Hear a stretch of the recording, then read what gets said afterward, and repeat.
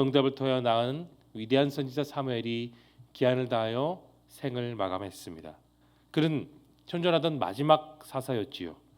사무엘의 죽음으로 사사 시대는 완전한 종지부를 찍게 되었고 이제 본격적으로 사람이 세운 왕의 시대, 왕정 시대가 펼쳐지게 되었습니다. 그리고 어느 날 다윗은 한 사람을 만났습니다. 그 만난 사람이 바로 나발이라는 사람이었죠. 그 사람은 가진 소유가 아주 많았습니다. 2절에도 그의 소유가 어떠한지를 상세하게 소개하고 있어요. 더불어 그는 요수아를 도왔던 갈렙의 오랜 후손이기도 합니다. 그리고 그에게는 아주 지혜롭고 총명하고 현명한 아내 아비가일을 두고 있었지요. 여기까지만 보면 별로 그렇게 나무랄 데가 없는 평범한 말씀이 이어지고 있습니다. 그런데 여러분 3절 끝을 보시면 나발이라는 사람을 이렇게 표현합니다. 완고하고 행실이 악하며. 나발과 거의 비슷한 사람이 누구일까요? 사울입니다. 여러분 성격이 드세고 고집스럽고 융통성이 없는 사람들은 다 어떻게 인생을 살고 있습니까? 자기중심적으로 삽니다. 주변 사람들의 의견을 듣기보다는 내 생각과 내 판단과 내 경험 그리고 내 고집대로 살아가는 사람들이 완고하고 행실이 악한 사람들의 전형적인 특징입니다. 다윗은 이 사람을 바란 광야를 지나면서 보게 되었어요. 일전에 다윗은 그의 수하를 통해서 나발의 목자들을 보호해 준 적이 한 번 있었습니다. 그때를 생각해서 자신이 보낸 소년들을 통하여 사람들이 먹을 음식을 달라고 권유했습니다. 도움을 청하는 것이죠. 이것이 바로 우리가 읽었던 1절부터 8절의 간략한 내용의 특징입니다. 그렇다면 이제 본격적으로 내용 관찰로 들어가 말씀을 좀 더 깊숙하게 깊이 있게 묵상해 보겠습니다. 1번을 보세요. 다윗은 이전에 나발에게 어떠한 도움을 주었습니까? 본문 7절에도 나와 있는 것처럼 과거에 나발이 데리고 있었던 목자들을 보호해 준 적이 있습니다. 그렇다면 2번입니다. 다윗은 소년을 보내 나발에게 어떤 말로 도움을 요청합니까? 여기는 도움보다도 더 중요한 것은 어떠한 말에 여러분 초점을 두십시오. 8절의 말씀을 보겠습니다. 8절의 말씀을 자세히 보시면 당신의 손에 있는 대로 당신의 종들과 당신의 아들 다윗에게 주기를 원하라라고 다윗은 그렇게 고백하고 있습니다. 이 당시에 다윗을 모르는 사람들이 이스라엘에 거의 없었습니다. 그와 함께하는 수하의 숫자들만 해도 무려 600명이나 되었죠. 다윗을 포함해서 그 600명은 모두 다 전쟁에 능한 용감한 군사의 능력을 갖고 있는 사람들입니다. 그럼에도 다윗은 자신을 어떻게 했습니까? 높였습니까? 아니요. 낮췄습니다. 낮추어 겸손한 자세로 나발에게 도움을 구하고 있는 겁니다.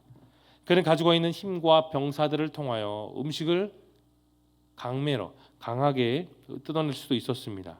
그러나 다윗은 겸손하게 자신을 도와주기를 원했어요. 여러분 여기서 우리는 이 본문의 8절의 말씀을 통해 좀 더 깊이 있게 묵상할 이유가 있습니다. 특히 8절 가운데서 내 아들이라는 단어에 주목하세요. 우리가 이어서 연구와 묵상을 보겠습니다. 다윗은 왜 나발의 목자들을 보호해 줬음에도 내 아들이라고 자신을 낮춰서 부릅니까? 오늘 말씀의 배경 여러분 자세히 보시면 나발은 분명히 양털을 깎고 있었습니다. 그런데 이 이스라엘이 양털을 깎는다는 것은 단순히 양의 털을 깎는다는 의미만을 갖고 있지는 않습니다. 주변 사람들과 음식을 나누고 또 가난하고 불쌍한 사람들에게 선을 베풀고 함께하는 기쁨의 날이 바로 양털을 깎는 날인데요. 나발도 그러한 민족의 관례를 잘 알고 있었습니다. 그리고 과거에 나발의 목자들이 다윗의 보호함을 받았다는 것 그 역시 알고 있었습니다. 그러나 다윗은 어느 때보다도 침착하고 예의를 갖추어 나발에게 나아갔습니다. 그리고 겸손하게 자신을 낮춰 나발이 도와주기를 원했던 겁니다. 그는 하나님의 사람으로서 상대방에게 예의를 지켰습니다. 그의 낮춘 자세와 겸손은 나중에 왕이 되어서도 똑같은 모습으로 살아갔죠. 그것이 무엇입니까? 하나님께 묻고 또 묻고 계속해서 하나님을 통하여 나라를 다스리기를 누구보다도 원했던 왕, 그 사람이 바로 성군 다윗입니다. 다윗이 그가 쓰임 받았던 여러 가지 이유 가운데 하나가 바로 이러한 겸손에 있었습니다. 그 겸손함을 통해 하나님은 그를 높이 쓰셨습니다. 우리가 이어서 교재 4번을 보겠습니다. 충분히 요구할 수 있는 상황임에도 겸손함을 잃지 않은 다윗을 보면 여러분 무엇을 느끼십니까?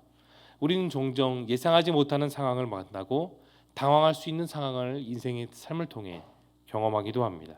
그럴 때 보통 그런 상황 가운데 그 사람의 성품이 드러나기 마련이죠. 제가 보통 청년들에게 그런 말을 합니다.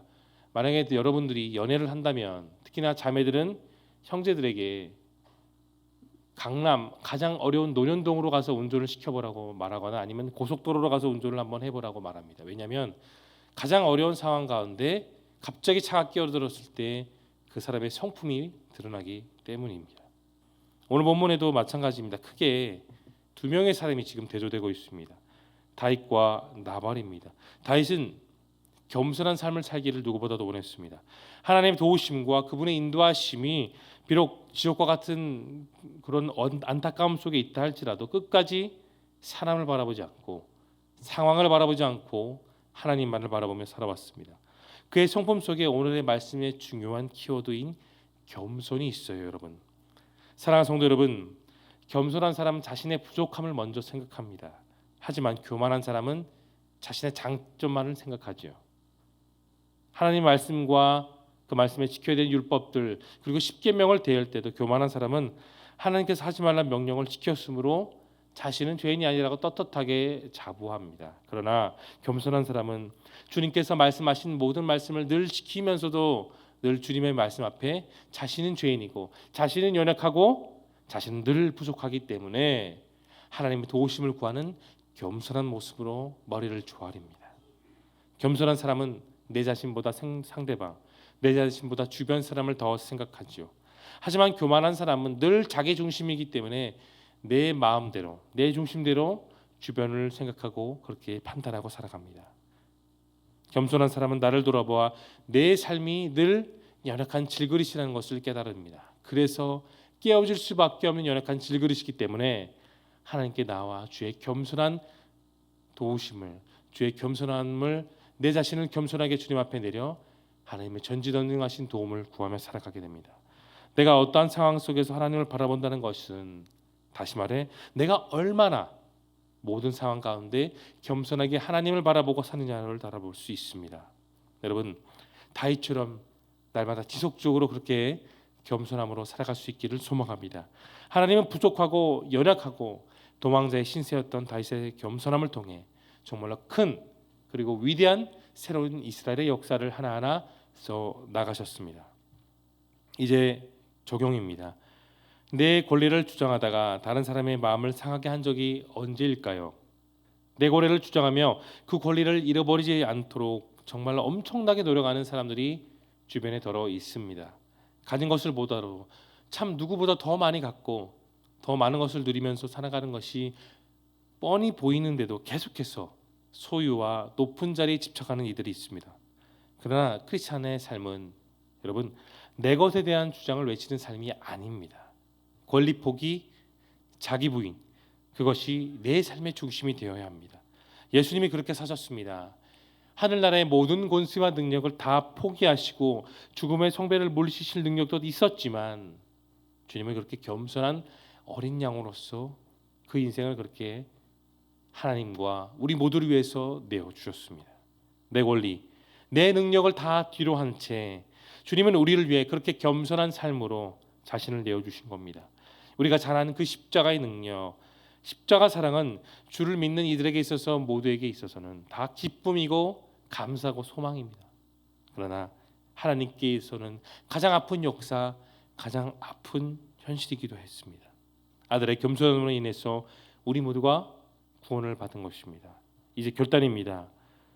내가 오늘 예의와 겸손으로 대해야 할 사람은 누구이며 어떤 언행을 여러분 실천하시겠습니까?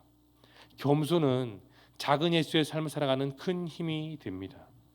다윗은 그렇게 자신이 평범한 사람이든지 아니면 수하의 600명의 부하를 두고 용감한 장군이든지 더 나아가 이스라엘의 왕이 되었든지 모든 삶 속에서 겸손한 삶을 이루려고 그런 노력했습니다.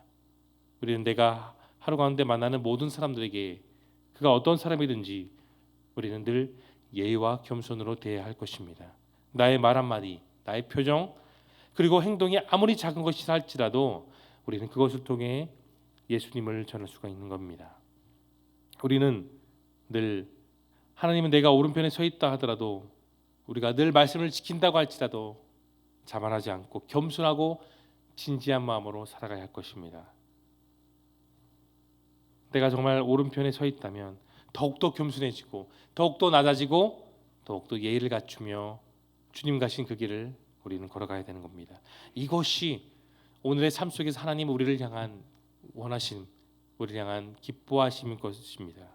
그러한 마음가짐과 자세가 날마다 우리 삶 가운데 더욱더 커져나갈 수 있기를 소망합니다. 그래서 주어진 하루 속에서 예수님처럼 더욱더 겸손하게 사람을 존중하며 살아갈 수 있는 저와 여러분 모두가 되어질 수 있기를 예수님의 이름으로 축원합니다.